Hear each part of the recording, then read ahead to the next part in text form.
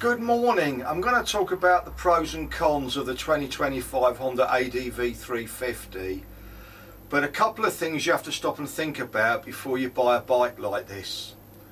Is it just going to be just yourself, or you and the missus? Now, what you need to check up on these smaller scooters is what the load capacity is. Now, this bike will carry 180 kilos. Me being 17 stone and the missus 9.5, our total weight is about 172 kilos. Now, some of you might say, why didn't you look at the X-Max 300? Problem with that is it will only carry 161 kilos. So me and the missus on this bike are too heavy. However, if you're just a single rider, you pays your money and you takes your choice. Well, let's talk about a couple of things on this scooter. If you're just using it for summer weather, this screen is adequate, as are the Honda heated grips. However, I'm going to be honest here, if I was using this bike to go to work every day, I would use Oxford heated grips and I would buy the larger Honda screen. I've done a video comparing them, but I'm not going to go through that now. That's the first thing. The second thing is that the bike is excellent on MPG. It will do 80 miles per gallon, 2 up, no problem. It's absolutely fantastic. The next thing is going up Berry Hill in Sussex, which has a 15.3% incline, 2 up. I set the bike at 50 miles per hour. It did not deviate from this speed. Absolutely fantastic. Running it in, I haven't had to do full throttle movements. It keeps up with the traffic easily. The next thing is the keyless. I've never had a keyless bike before. It's brilliant. My missus keeps the key in her pocket. She wants to get off the bike, open the top box, get a card out, buy something. It's easy. There's no fiddle faddling around with keys or having to give her a key, etc, etc. Now, you might stop and think it doesn't have electric mirrors. It doesn't need them. You can see everything you need, yet the mirrors do not protrude outside of the bike, which is pretty damn good. It has the adjustable screen, but it's not electric, not a major problem, easy to adjust, full stage screen, absolutely superb. Where this bike really scores is the ride. Due to the Showa shock absorbers, front and back, adjustable at the back, we haven't touched them.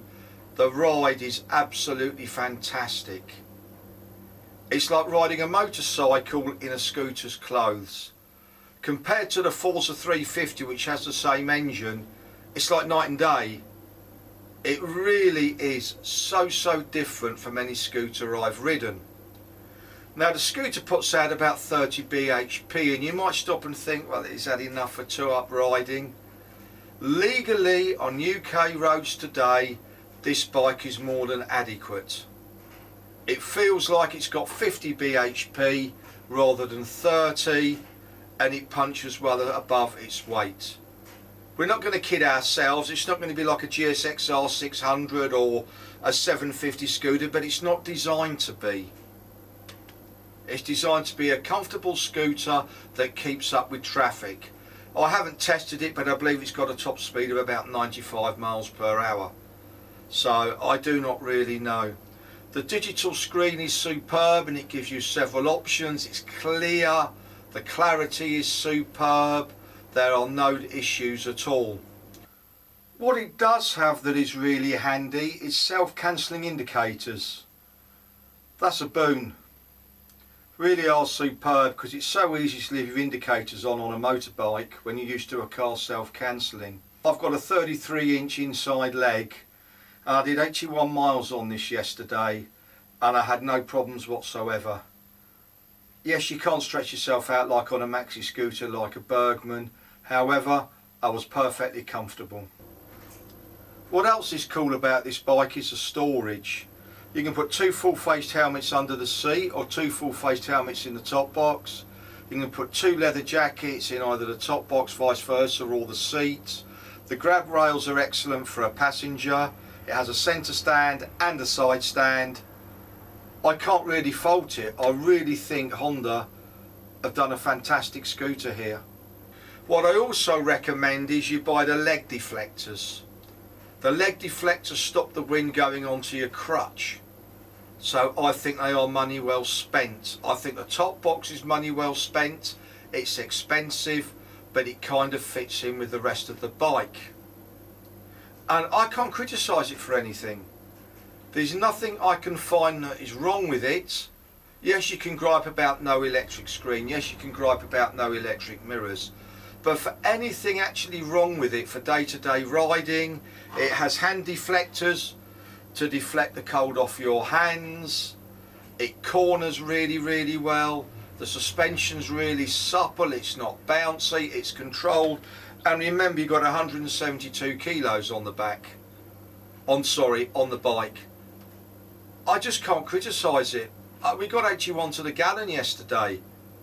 And you might think, well, how am I qualified to talk about scooters? And coming up now, you'll see some of the various scooters I've had. And I did test ride the 350 Forza in 2019. Yes, it's not the latest model, but the front end just did not impress me. So anyway, that's just an overall review of this scooter, and I hope you found it helpful. Thank you very much for watching. Thank you.